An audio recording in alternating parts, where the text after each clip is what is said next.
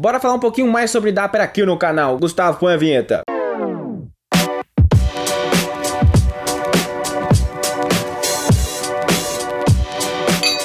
Fala galera, beleza? Sejam bem-vindos a mais um vídeo aqui do canal do PubDev. Olha só que beleza, hein? Bom, meu nome é Humberto, como vocês podem estar vendo aqui no cantinho, em algum lugar aqui embaixo. Esse vídeo aqui vai ser a parte 2 do nosso conteúdo sobre Dapper aqui do canal, tá? Então, nós temos um vídeo anterior a esse aqui que fala um pouquinho sobre a configuração do Dapper com o .NET, tá? E esse aqui vai ser um vídeo que a gente vai avançar um pouquinho mais no conteúdo do Dapper em si, beleza? Aprender um pouquinho mais, umas coisinhas um pouco mais complexas, digamos assim, beleza? Enfim, gente, antes da gente começar o tema, eu queria deixar alguns itens claros, beleza? Pessoal, acho que não ficou muito claro no último vídeo. O Dapper em si, ele é um micro ORM, tá? Ele é bem titiquinho assim, ó. Ele nada mais é que uma lib que o pessoal criou, que é um punhado de extension methods de IDB connection, que fazem um trabalho para você de mapeamento entre entidades, né? Retorno do banco de dados com os seus objetos em si da sua aplicação e vice-versa, como você tem que mandar parâmetros para dentro do banco de dados, né? Enfim, ele faz toda essa magia pra gente, tá? Eu acabei fazendo uma comparação com o Entity Core, qual que eu preferi e tal, enfim, eu acho que eu não dei o total valor ao Entity Core que ele merece. Se a gente for colocar em comparação o Entity Core e o Dapper, é como você comparar uma chave de fenda com uma parafusadeira, entendeu? O Entity Core, ele tem várias funcionalidades. Por exemplo, ele tem Code First, né, que você consegue criar as suas classes e a partir dessas suas classes você criar o seu banco de dados a partir dessas classes. Tem o Scaffold, que é você pegar o seu banco e depois converter, criar esse modelo dentro da sua aplicação. Tem Migrations, enfim, tem Link também para você fazer a seleção dos dados, né, que acelera muito mais, você não precisa nem saber o que é SQL para poder trabalhar com ele. Enfim, então, quando a gente faz essa comparação entre um e o outro, eu acho que não sei se vale tanta pena comparar, tá? E você pode muito bem trabalhar com os dois no seu projeto, beleza? Então, vamos agora pro conteúdo de verdade do vídeo, que agora eu tô mais leve. Beleza? Bora lá. Bom, galera, como vocês todos sabem, né, a gente vai estar subindo o nosso banco de dados de novo num Docker, tá? Então eu vou mostrar para vocês aqui. Eu vou subir meu Docker, vou usar o Compose, que tá dentro da aplicação do nosso repositório, tá? Que o repositório vai estar aqui embaixo para vocês, tá? Aqui na descrição do vídeo, fechou? Vamos subir o ambiente agora, beleza? Vamos lá. Então, eu já tô aqui, ó, com o meu Docker Compose Up. Então, meu banco de dados está de pé, né? Já tô conectado nele aqui, porém, se eu der um F5 aqui nas bases de dados, eu não tenho nenhuma base de dados. Enfim, se vocês olharem dentro do projeto, vocês vão ver que tem uma pasta scripts, e nessa pasta scripts tem a criação de todos os objetos do banco e o banco em si também, né? A base de dados em si.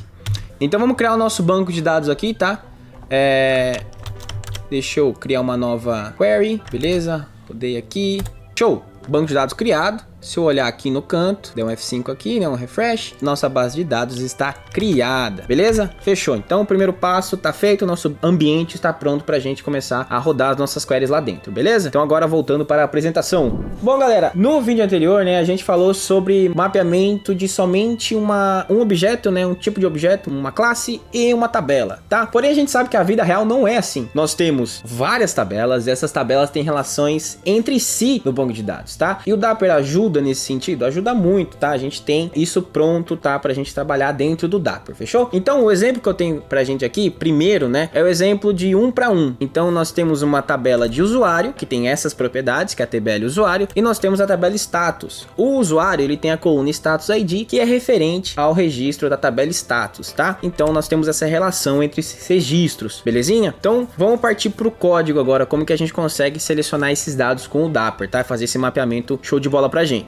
Vamos lá. Então, como que eu faço para selecionar esses dados? Qual query que eu tenho que ter? Seria essa aqui. Eu tenho a primeira parte referente aos meus dados de usuário e a outra parte embaixo que vocês podem ver é a parte do status em si, tá? E eu vou estar fazendo um inner join ali da tabela da tabela usuário com a tabela status, usando a coluna status ID, beleza? Se vocês quiserem um conteúdo sobre SQL Server aqui, comentem aqui embaixo que a gente pode estar trazendo para vocês, beleza? Enfim, tô selecionando aqui essa minha query. O que ela vai retornar para mim? Vai retornar para mim uma estrutura nesse modelo aqui. E vocês podem observar como que essa estrutura aqui funciona. Se a gente observar bem, as primeiras 4 colunas, elas são referentes ao quê? Ao nosso objeto de usuário, né? Então, o nome das propriedades é o mesmo, e aí, beleza. Esse bloco, né, é referente à parte de usuário. Porém, as outras 3 últimas colunas, elas são referentes ao quê? Ao nosso objeto de status, né? Então, nós temos o status ID, o name e o create date. Então, nós temos essa divisão nesse retorno. Então, como que a gente pode falar para o Dapper fazer o mapeamento desse retorno pra gente? somente com esses dois objetos. Agora nós temos aqui o nosso método, né, que é o getById with status async. Eu deixei a query command mais enxuta porque vai ocupar muito espaço, então tem 3 pontinhos ali, mas vocês sabem que a query que eu mostrei para vocês estaria ali, tá? Se vocês quiserem, olhem o código fonte que vai estar lá. Fechou? Beleza, então primeira coisa que a gente vai fazer aqui, nós vamos de novo chamar o query async, tá? Que agora ele tem umas partinhas em branco ali, a gente vai preenchendo e entendendo como que essa magia aqui funciona. Então o primeiro parâmetro que a gente vai estar passando aqui para ele é o query command. Até aí vocês já manjam, né? Que a gente está passando uma query pro banco para ser executada. E aí nós vamos passar um type. Esse type é o usuário, que é referente ao primeiro bloco da nossa consulta que está retornando pra gente, beleza? E ali embaixo vocês podem ver que eu tô criando uma function, né? Que o primeiro parâmetro dela é o user ali, user, vírgula, beleza? O segundo tipo que a gente vai estar passando agora para esse método query async é o status, que é a outra parte do retorno da nossa consulta. Primeira parte é o usuário, segunda parte é o status. Então ele também, quando você passa esse segundo tipo também vai ali na nossa func. Fechou? E o terceiro parâmetro é o que? É o retorno. Qual o objeto resultante que a gente vai estar retornando desse mapeamento? Que é o próprio usuário, né? Porque o usuário, ele tem, além das propriedades dele, ele também tem uma propriedade que é o status ali dentro que a gente vai preencher. Tá? Agora que a gente tem isso pronto, o que a gente vai colocar no corpo dessa func pra gente aqui? Se vocês quiserem, comentem aqui embaixo que a gente faz um vídeo sobre funcs, tá bom? Eu já tenho um vídeo sobre delegates, que é a mesma coisa, porém funcs são um pouquinho mais avançadas, tá? Enfim, temos isso aqui pronto. Como que a gente vai colocar? Qual vai ser o corpo dessa nossa func aqui?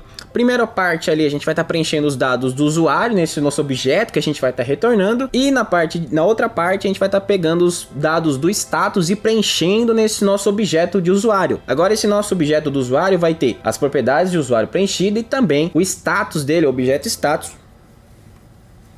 Meu Deus, o cabelo tá me irritando, preciso cortar. Enfim, vou estar preenchendo o objeto do status dentro do usuário também, beleza? Então, nosso objeto está sendo preenchido bonitinho pra gente, fechou? O que eu vou passar agora no próximo parâmetro? Vai ser o que? O nosso parâmetro da query em si, que a gente, nessa query, né, nesse método, a gente só tá pegando um usuário. Aí, olha só que bacana. Agora a gente tem esse split on. O que é esse split on? É a gente, né, falando pro Dapper, ó, sabe esse retorno dessas colunas que a gente tem? Você vai dividir, vai começar a considerar que o objeto status, né? Que o primeiro ele sabe que é o usuário, né? Aquelas 4 primeiras colunas são referentes ao usuário. A coluna status ID, quando começar a coluna status ID, ele sabe que a partir desse momento, quem vai ser preenchido não vai ser mais o objeto usuário, vai ser o objeto status. Então a gente vai estar preenchendo os objetos de maneira correta, dessa maneira, usando esse split on, que a gente está passando pro Dapper como que ele tem que trabalhar com esses vários objetos, tá? Baseado no retorno e as colunas do retorno da query. E aí, por fim, a gente faz o quê? Roda um data, return data.firstDefault. O data, ele é um enumerable, né? E a gente só precisa pegar o quê? O primeiro registro, que a gente quer pegar o quê? Somente um usuário, né? Que essa query vai retornar somente um usuário. Caso não retorne nenhum, ele vai retornar o default, que é nulo. Até aí, tudo certo. Mas, Humberto, e se eu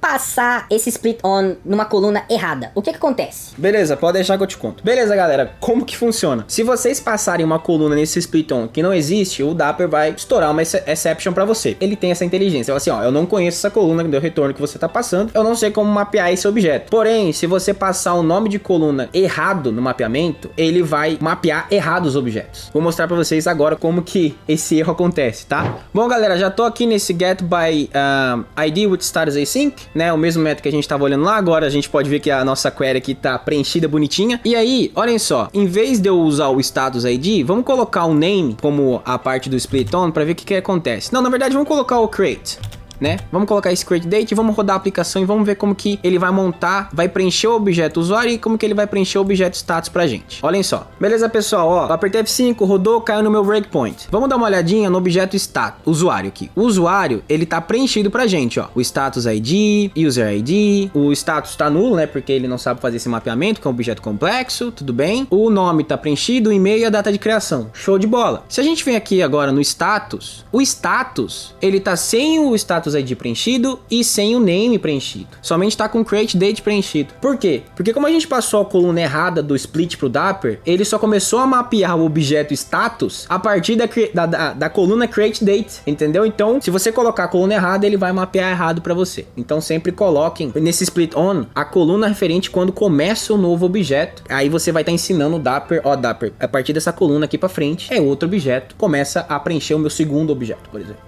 tá bom? Bom, galera, eu sei que eu não preciso fazer select com join tabela nenhuma pra saber que o like de vocês vai estar nesse vídeo aqui. Meu Deus, essa foi boa. Foi? Não foi? Acho que foi. Enfim, dê um like no vídeo, se inscreva no canal, é muito importante pra gente, tá? A gente tá com quase 3 mil inscritos no canal, olha só que top. Então façam parte desses 3 mil inscritos. Nossa, top, ó, aqui ó, coração pra vocês. Comentem aqui no vídeo se vocês estão gostando do conteúdo, se vocês querem um conteúdo diferente, querem darem sugestões de vídeo, enfim, façam isso. E se vocês estão vendo essa camiseta top aqui, olha só que legal. Nós temos uma loja, loja.pubdev.com.br, onde vocês conseguem encontrar modelos bem parecidos ou até melhores que esse aqui, design by Rafael Nagai, beleza? Também, galera, acho que é importante falar, nós temos um Instagram, @pub_dev, a gente sempre coloca as notícias do canal, também vocês podem ter um canal com a gente de comunicação lá, e também nós temos um servidor lá no Discord, tá? Vai estar aqui embaixo na descrição do vídeo também. E lembrando que todo o conteúdo que eu tô mostrando pra vocês aqui, vai estar no link aqui embaixo, a descrição do link pro repositório do GitHub, beleza? Então tá tudo lá. Então vamos continuar com o vídeo. Bora lá. Fechou, galera? A gente falou de relação de uma tabela com outra tabela, relação 1 para 1. Porém, nós sabemos que existem relações um pouco mais complexas, como por exemplo 1 para n. Um registro pode estar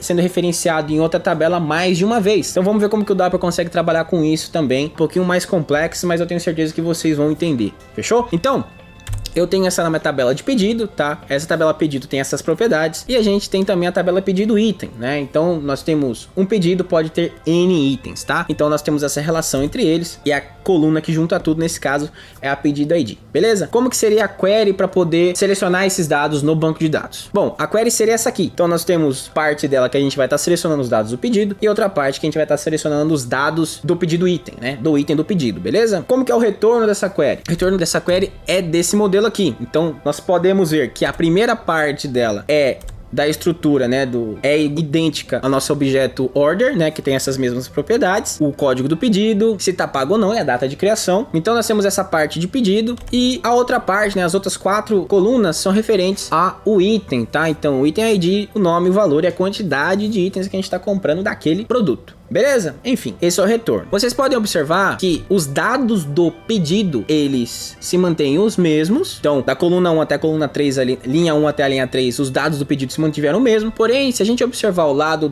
do item, vocês podem observar que os itens, eles alteram de linha para linha, tá? Então, item 1, item 2 e item 3. Então, como que a gente consegue passar isso pro Dapper, para ele entender? De acordo com esse retorno aqui, como que a gente consegue criar uma estrutura para fazer um mapeamento top, para que a gente consiga montar um objeto de retorno que tenha todos esses itens pra gente, beleza? Vamos lá ver como que isso é feito. Fechou, galera? Então, a gente tem esse getAsync, né, de enumerable, de order, ele é uma task, enfim, a gente pode falar um pouquinho sobre tasks depois em outro vídeo, fechou? Então, nós temos essa query command, é aquela query, tá, que eu mostrei pra vocês antes, porém tá com 3 pontos ali pra poder não tá tanto barulho e vocês conseguirem focar mais aqui na funcionalidade. O que a gente vai declarar primeiro aqui? A gente vai declarar um orders dictionary, tá? Vocês vão entender por que eu preciso desse cara. É um dictionary de int e order. Int porque o pedido ID é um inteiro, então ele é como se fosse a nossa chave aqui para poder ter o item ali dentro do nosso dictionary. E o tipo desse dictionary, né, o value dele é o pedido em si, o order. Então vamos começar o mapeamento aqui. Primeiro a gente passa a query, certo? Vamos usar o query async de novo. O primeiro parâmetro que a gente vai estar passando ali, o primeiro tipo que a gente vai estar passando é o order. Por quê? O nosso retorno, o objeto que faz referência às colunas que retornam é o pedido. Então, o primeiro objeto que a gente tem que passar, o primeiro tipo é o order. O segundo é o que? É o item, né? A gente sabe. Pedido e depois os itens. E qual que é o objeto de retorno desse query async? Vai ser o order, tá? Vocês não precisam se preocupar muito com esse terceiro parâmetro aqui, né? Terceiro tipo que a gente tá passando. Mas enfim, o que eu vou fazer agora? Eu vou criar um order, ele é nullable, tá? Um order entry. Vou usar ele mais pra frente. O que a gente vai fazer agora nessa próxima instrução? Nós vamos criar esse if, tá? E nós vamos perguntar pro dictionary se o que tá vindo dentro do order.orderID, que vai estar feito o mapeamento já pra gente, que tá sendo feito dentro dessa func, se ele existe dentro do nosso dictionary, que ele se try_get_value, ele verifica se o objeto existe lá dentro, né? Pela essa chave, se sim, ele vai preencher, ele vai ter que chamar esse out. Aí a gente tá fazendo o quê? Olha, caso exista, joga esse objeto que você encontrou de pedido dentro do order entry, beleza? Caso esse item não exista, que é o que acontece nesse if, a gente vai falar o quê? Ó, o order entry, né, não retornou, então o order entry tá nulo nesse caso, tá? O order entry vai receber o que tá vindo lá do nosso select, né, da nossa coluna, das colunas. O order vai estar preenchido, então ele vai jogar para dentro do order entry. E aí, o que ele vai fazer? Ele vai pegar esse order que a gente tem e vai jogar para dentro do dictionary. Agora nós temos o pedido 1 dentro desse dictionary com os dados do objeto pedido preenchidos, porém nós não temos itens ainda, beleza? E é isso que a próxima instrução faz. Ela vai pegar o order entry.items.add, o item do pedido, né? Então vai adicionar o item do pedido ali pra gente, e aí show de bola. E aí só para poder satisfazer o que a function pede, a gente vai dar um return order entry, que nesse caso não vai fazer nenhuma diferença pra gente, tá? Beleza? Fizemos isso. E agora, qual que é o próximo parâmetro? É o split on, né? Que é a gente fala pro Dapper, ó, aqui você começa a fazer o mapeamento do meu outro objeto, né? Do meu outro tipo. Então tem um item ID aqui pra gente, né? Que a gente sabe que o item ID ali é a nossa quarta coluna do nosso retorno da nossa query, que é onde começa de fato os itens do pedido a retornarem na nossa query. E aí o que eu vou fazer? Para retornar esse método, né, do retorno do getAsync, a gente vai dar um return.ordersDictionary.values, que são os dados que a gente foi preenchendo dentro do nosso dictionary, a gente retorna ele preenchido bonitinho, tudo top e maravilhoso, beleza? Então tá todo preenchido esse carinha pra gente. Humberto, eu não tô entendendo, tem como você mostrar essa parada funcionando, cara? Porque eu não estou entendendo. Calma, rapaz, você está muito estressado. Eu vou mostrar pra vocês, rapaziada. Vamos lá, partindo pro Visual Studio. Beleza, galera? Vamos debugar esse código aqui, ó. Já tô dentro do meu getAsync de pedido, né, do order repository. Então vamos lá, tô com a minha query aqui sendo montada, declarei meu dictionary, ele está em branco, né, não tem nenhum item dentro dele. Vamos olhar aqui agora. Chegando na primeira linha, né, nós temos os dados do item, né, do pedido preenchido, né, então o order ID e se tá pago ou não. E também nós temos os dados do pedido, do item, né, então item 1, nome, quantidade e o valor. Nós vamos perguntar para pro order dictionary se o item 1 existe. Ele vai jogar para dentro do order entry pra gente. Nesse caso ele não existe. Então a gente vai pegar o que? O conteúdo de order, jogar para dentro de order entry. Agora ele tá preenchido bonitinho pra gente. E aí a gente vai adicionar esse item no nosso dictionary. Agora sim ele existe, né? Então, pedido 1 tem esse objeto aqui dentro do dictionary. E aí nós fazemos o quê? Nós adicionamos esse item dentro do item do pedido, beleza? Foi a primeira linha. Agora a segunda linha. A segunda linha também ainda nós temos dados do pedido 1. Então, os dados do pedido ainda aqui continuam o mesmo. Pedido ID 1 e se tá pago. Ok. Porém, agora os dados do item são diferentes. Agora é o item 2. Então, quando a gente chegar nessa linha aqui e perguntar se o pedido 1 existe dentro do nosso dictionary, ele vai retornar que existe e vai preencher o nosso order entry aqui. Olhem só, o order entry agora tá preenchido e ele já tem um item que foi preenchido na linha anterior, beleza? Então, tudo certo. Agora a gente só faz o quê? Adiciona mais um item dentro do nosso items, né, do pedido. Agora sim, o pedido tem 2 itens, tudo bem. Lindo, maravilhoso, top. E aí se eu rodar de novo, agora, porque o pedido 1 tem 3 itens, né? Então se a gente rodar aqui de novo, agora a gente pode ver que o pedido 1 tem 3 itens, tudo bem? Vamos rodar deixar rodar tudo aqui e vamos ver o que retorna aqui no values. Agora, ele tem o quê? Tem 2 pedidos, né? O pedido ID 1 e o pedido ID 2. O pedido ID 1 tem 3 itens e o pedido ID 2 tem 2 itens, beleza? Então, parecia ser muito complexo, gente, mas debugando vocês podem ver que não é tão tenso assim. Fechou, galera? Então a gente aprendeu agora como trabalhar com mapeamento de dados, né? De retornos de 1 para 1 e de 1 para N também. Top, show de bola. Porém, o que eu queria mostrar para vocês aqui agora é umas coisas um pouquinho mais diferentes do Dapper, tá? E o que todo mundo faz e às vezes existe um jeito mais simples de fazer. Então vamos lá, galera. Olhem esse exemplo aqui. Eu tenho uma lista e eu preciso inserir todos os itens dessa lista dentro do banco de dados. Como que normalmente a gente faz, né? A gente pega essa lista, faz um for each nela e nós chamamos o nosso banco de dados, né? Nesse caso é o nosso user repository.insertAsync passando o nosso usuário. Qual que é a estrutura desse insertAsync? Simples. Ele recebe um usuário, né? Um user, e ele tem um query command e ele executa ali o nosso query command com o usuário ali dentro. Beleza, então a gente vai inserir um usuário ali. Beleza? Isso aí eu acho que todo mundo sabe, tudo certo. Porém, rapaziada, se eu contar para vocês, tem uma maneira diferente de fazer isso. Olhem só, nós podemos passar um enumerable pro Dapper e ele já sabe como fazer toda a magia para nós. Pois é mesmo, tem como fazer isso. Então vamos lá, temos aqui a nossa lista de novo, tá? E aí, em vez de chamar com for each, eu posso muito bem passar o meu enumerable para dentro desse insertAsync. Esse insertAsync agora, em vez de ele receber somente um usuário, ele recebe um enumerable de usuário, então vai ser users, nome do meu parâmetro ali do nosso método. E aí eu vou chamar o query command de novo, a mesma estrutura do query command do exemplo anterior, porém agora a gente passa a nossa lista, né, o nosso enumerable para dentro do Dapper nesse users ali. E aí ele vai entender como que tem que fazer esse insert. Mas Humberto, como que esse insert funciona? Tem como você explicar pra gente se ele é 1 por 1, se ele é Como que o Dapper faz? Me explica! Beleza, eu vou explicar, fique tranquilo. Sabia que você ia perguntar isso. Ah, minha segunda personalidade é muito previsível. Vamos lá. Bom, galera, como que funciona esse Insert Async passando o enumerable direto, né, pro Dapper? O que acontece? Ele vai pegar esse primeiro item e vai inserir. Assim que o primeiro item for inserido, ele vai pegar e vai mandar o primeiro e vai mandar o segundo pro banco de dados. Então, primeiro um, depois o outro, depois o outro, depois o outro. Se tiver 1000 itens, ele vai inserir um item, depois o segundo, depois o terceiro, depois o quarto, entendeu? Ele só começa o próximo assim que o anterior tiver terminado. Mas tem um jeito de eu inserir esses registros de uma vez sem ter que esperar o anterior terminar, simplesmente falar pro Dapper, manda tudo de uma vez e bora ser feliz. Tem como? Quase. Tem um jeitinho sim. Bora lá, galera. Vamos entender se tem como a gente passar esses dados para o banco de dados, né, esse enumerable, sem ter que ter essa fila, né, de execução, né, um por um, né, esperando o próximo. E o pessoal do Dapper, né, que construiu a lib, montar isso pra gente. Olhem só. Eu tenho esse método chamado Insert Pipeline Desync, que eu recebo um enumerable de usuários, mesma estrutura, né, mesma assinatura do método anterior, mais ou menos. O que vai acontecer? Eu vou ter o meu query command ali, mesmo do anterior, tá? Não muda nada na query. Porém, agora a gente vai conhecer esse carinha um pouco mais diferente aqui, que é aqui, o Command Definition. Esse cara é do Dapper, tá, galera? Beleza, dentro desse Command Definition, nós vamos passar alguns parâmetros, tá bom? Dentro dele, nós vamos passar primeiro o que? O nosso Query Command, né? Que é o que a gente tá passando para dentro do Dapper, que é o que contém a nossa query de inserção de dados. Beleza, o segundo é o que? São os dados em si. Então é nosso list, né? O nosso enumerable ali. O terceiro seria o que? A transação. Como a gente não tá trabalhando com transação, a gente passa nulo, tá? Quarto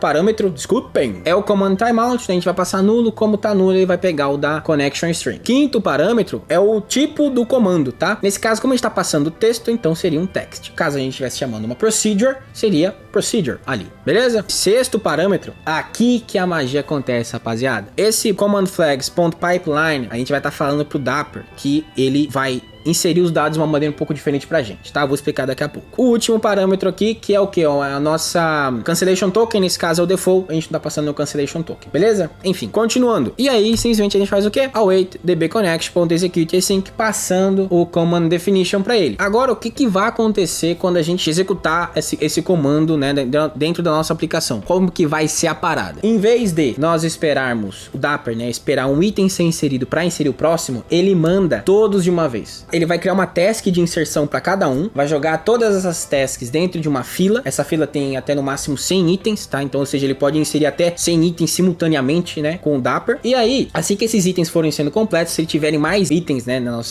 nosso enumerable, por exemplo, 150, ele, conforme os itens forem sendo completados, ele vai vai enfileirar mais itens para poderem sendo enviados para o banco de dados essas tasks, tá bom? Então, você pode ganhar um pouquinho de performance aí, tá? Caso você precise. Porém, para fazer isso funcionar, gente, a gente já precisa habilitar o que? O Mars. Como a gente está usando a mesma connection para poder fazer essa inserção dos dados, né? Ele tá abrindo vários result sets para poder executar isso. Então, sem estar com o Mars habilitado, isso não funciona. Eu coloquei na descrição do vídeo também um pouquinho sobre o que é o Mars e como que a gente habilita ele, então recomendo a leitura, tá, gente? Eu não vou falar sobre Mars aqui porque senão vai ficar muito extenso o vídeo. Enfim, tá aqui e funciona, que é uma beleza, tá bom? Bom, galera, o último item aqui que eu queria falar para vocês, tá? Sei que o vídeo tá um pouco longo, mas enfim, é o último item. Vamos imaginar que quando você executa uma query no banco, às vezes, né, se você fizer com mais de um select, né, um bloco de select, outro bloco de select, ele retorna mais de uma tabela pra gente, né? Então, vários result sets dentro da mesma query, né? Dentro da mesma instrução que a gente tá mandando no banco de dados. O Dapper tem suporte para isso também, tá? Em quais situações você poderia utilizar isso? Caso você tenha que fazer um select com várias tabelas, tá? Que essas tabelas têm uma relação entre umas e as outras, e o mapeamento que o Dapper oferece pra gente, né?